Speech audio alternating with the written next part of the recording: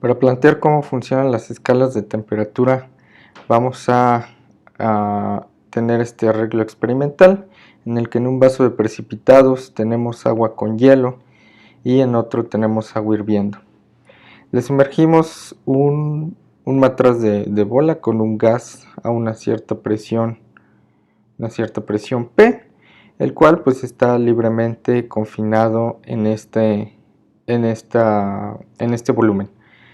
Si nosotros aquí tenemos mercurio, es esto que dibujé de color gris, pues entonces sabremos o podremos conocer la presión en este punto, que es precisamente la presión P, debido a que pues, la presión se debe mantener en todo el volumen de este objeto. Mientras tanto, la presión en este punto, que yo considero como el cero, pues debe ser exactamente igual al valor de la presión atmosférica, que habíamos llamado como P subíndice 0, más el valor de la presión que ejerza esta columna de mercurio, que dijimos que en principio esta otra presión pues debe ser igual a la densidad del fluido más por la gravedad por esta altura de la columna. Claro, pensando que el área transversal de este tubo y de este otro tubo es exactamente igual.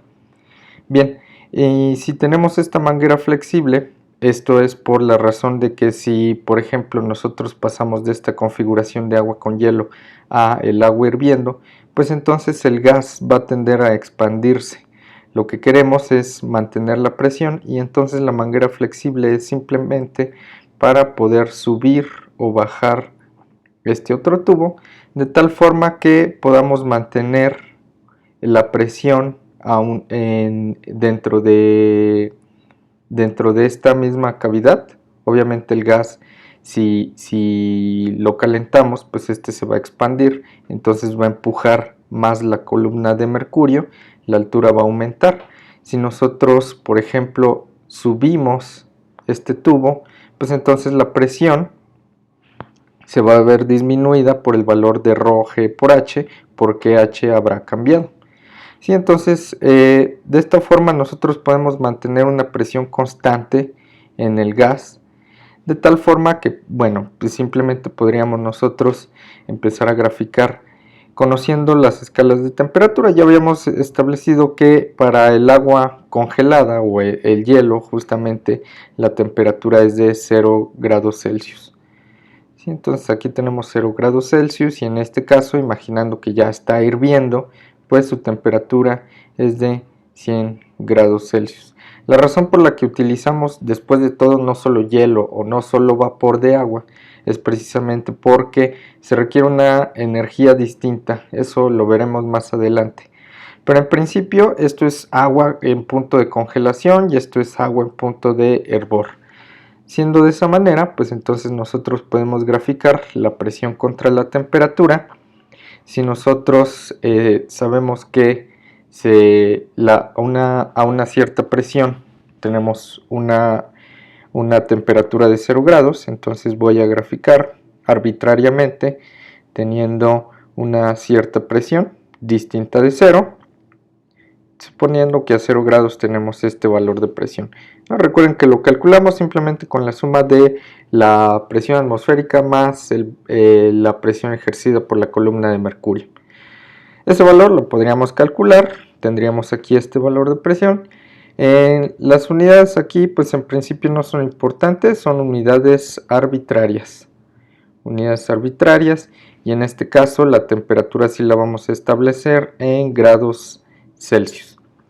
Bien, entonces obviamente que al haber cambiado la configuración al caso del agua hirviendo, pues entonces tendremos otra presión siempre y cuando mantengamos el volumen constante. Por eso es que también la manguera nos permite modificar estos valores de presión siempre y cuando tengamos el volumen constante en el fluido.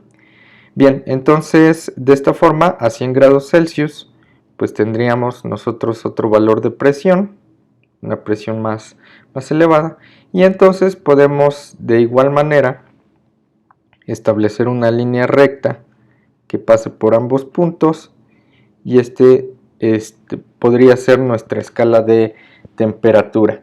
Entonces, si nosotros extrapolamos este valor de esta línea, nos vamos a encontrar con algo bien curioso. Si nosotros intentamos hacer eso a diferentes volúmenes, es decir, si le quitamos un poco de volumen del gas inicialmente y de nuevo hacemos el experimento tratando de calcular esta presión, nos vamos a encontrar con el caso en el que, por ejemplo, si nosotros hacemos diferentes ensayos de presión contra temperatura, imaginando estos casos, la presión, mismas unidades, vamos a tener diferentes temperaturas, diferentes presiones. Por conveniencia voy a establecer el 0 grados Celsius de este lado, por ejemplo los 100 de este otro lado, y lo que queremos es extrapolar esta línea de tal forma que lleguemos a un punto de presión precisamente 0. Presión 0, pues recuerden que es precisamente que no hay un empuje con respecto al líquido de mercurio en esta parte, y entonces lo que se encuentra experimentalmente es que de acuerdo a diferentes ensayos, pues nosotros podemos tener diferentes valores de temperatura y diferentes valores de presión. Por ejemplo, un cierto ensayo 1, cuya presión llega a un punto 0. Podemos tener otro ensayo y curiosamente todos van a converger al punto en el que la presión va a tender a 0. Si tenemos diferentes valores de presión y volumen, todos van a converger precisamente a este punto. ¿Y qué punto de temperatura es el que equivale a esta temperatura que nos va a permitir tener una presión exactamente igual a 0? Pues es exactamente menos 273.15 grados Celsius. Ok, este es el valor de temperatura mínima.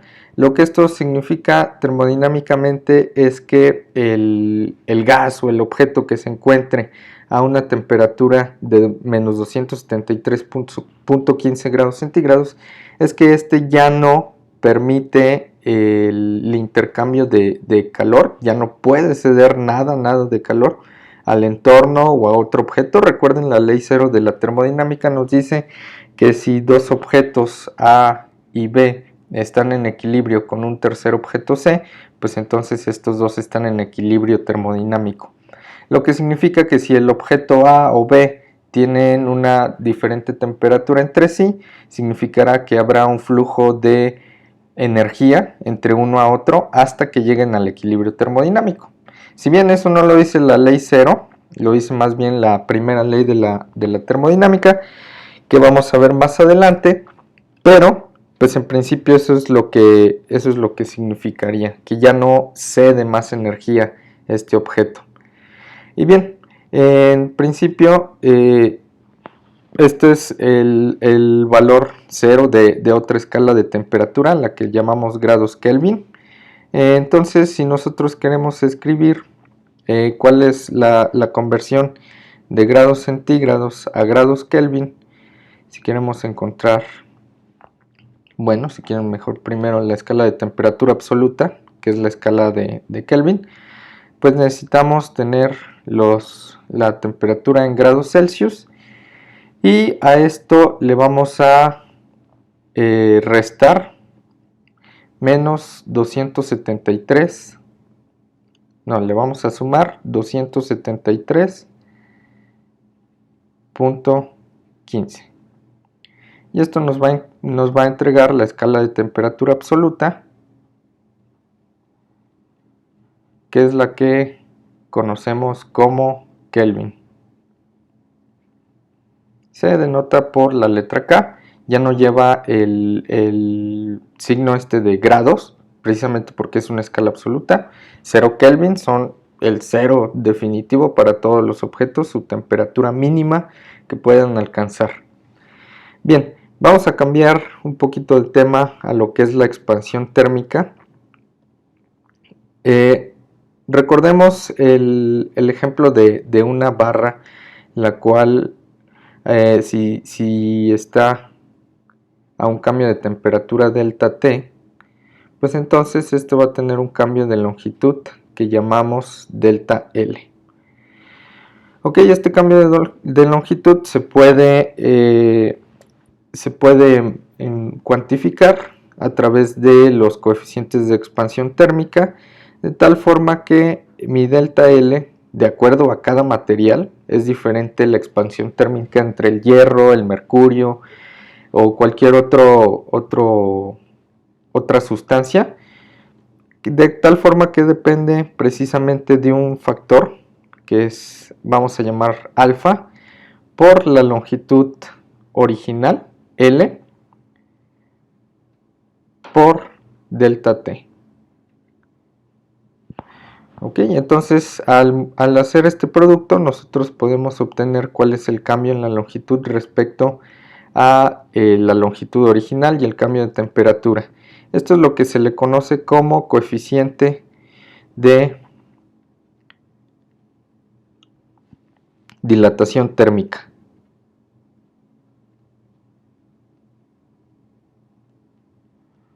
El coeficiente de dilatación térmica en términos lineales, es decir, de una longitud va a terminar con una longitud extra que llamamos delta L, y esto depende de cada sustancia, de cada elemento, de cada objeto.